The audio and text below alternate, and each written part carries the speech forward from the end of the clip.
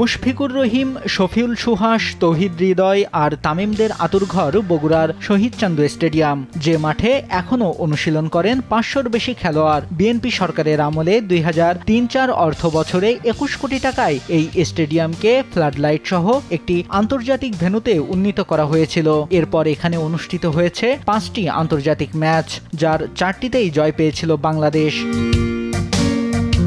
আওয়ামী লীগ নেতৃত্বাধীন সরকার ক্ষমতায় আসার পর থেকেই বৈষম্যের রোষানলে পড়ে শহীদ চান্দু স্টেডিয়াম। আন্তর্জাতিক ম্যাচ তো নয়ই, এমনকি বিপিএল এর একটি খেলাও অনুষ্ঠিত হয়নি দক্ষিণ এশিয়ার অন্যতম সুন্দর উইকেটের এই মাঠটিতে। এই মাঠ থেকে আমরা যদি বগুড়ার কথা বলি, এখন বগুড়ার ৩জন প্লেয়ার এখন ইন্টারন্যাশনাল ফিগার। আমাদের মুশফিকুর রহমান, রহিম, যিনি আছেন মিতু, এর সাথে সাথে আমাদের নতুন সেনসেশন তৌহিদ হৃদয়, তামিম, তারা কিন্তু এই মাঠে এসে কিন্তু প্র্যাকটিস করতেছে। এখান থেকে আমার মনে হয় যারা এই তরুণ খেলোয়াড় রয়েছে তারা কিন্তু উজ্জীবিত হবে, যেন এই মাঠে খেলে এখান থেকে ইন্টারন্যাশনাল একটা ফিগার হওয়া সম্ভব। আওয়ামী লীগ সরকার আসার পরে এখানে কোনো খেলাই হয়নি, মানে কোনো বগুড়ার কোনো ভালো কিছুই চায় না। যেমন আমাদের মুশফিকুর রহিম, তানজিদ, তামিম এবং ভাইয়ের মতন আমরা জানি করতে পারি। অন্যদিকে দীর্ঘদিন ম্যাচ না হওয়ায় বকেয়া পড়েছে স্টেডিয়ামের বিদ্যুৎ বিল, অকেজো হয়ে পড়েছে ফ্লাড লাইটগুলো, যা শেষবার জ্বলেছিল সেই ২০০৭ সালে।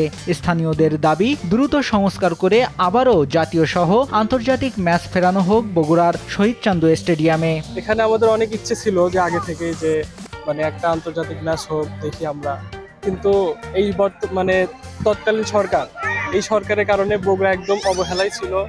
ছোট থেকে বড় হয়েছি, ২-১টা ম্যাচ হয়েছিল, তারপরে কোনো ম্যাচ হয়নি। দূর দূরান্তের ক্রিকেটাররা আসবে, আমরা দেখবো, খেলা দেখবো, আমাদের বগুড়া সেটাই প্রত্যাশা। উত্তরের প্রাণকেন্দ্র বগুড়ায় ৫ তারকা মানের হোটেল সহ রাজধানী ঢাকার সাথে রয়েছে দারুণ যোগাযোগ ব্যবস্থা। সরকার চাইলে চালু করা সম্ভব বিমানবন্দরও। স্টেডিয়ামটিতে এখন প্রাণ ফেরাতে দ্রুত সময়ে উদ্যোগ নেওয়ার দাবি বগুড়ার গ্রামোদী মানুষদের। বাংলাদেশে একটাই তো ওয়ার্ল্ড কাপ ট্রফি, আন্ডার-19 ওয়ার্ল্ড কাপ ট্রফি, সেই ট্রফিটাও কিন্তু এই মাঠে প্র্যাকটিস করে গিয়েই তারা ট্রফিটা জিতেছে। এবং আন্তর্জাতিক যারা ক্রিকেট ব্যক্তিত্ব তারা কিন্তু বলেছেন যে এই মাঠ এবং এই মাঠের উইকেট দক্ষিণ এশিয়ার মধ্যে সবচেয়ে ভালো। আসলে একটা রাজনৈতিক প্রতিহিংসার শিকার হয়ে আস্তে আস্তে আজকে আমরা মরা একটি মাঠ দেখতে পাচ্ছি, একটি আন্তর্জাতিক ভেন্যু শহীদ চান্দু স্টেডিয়াম।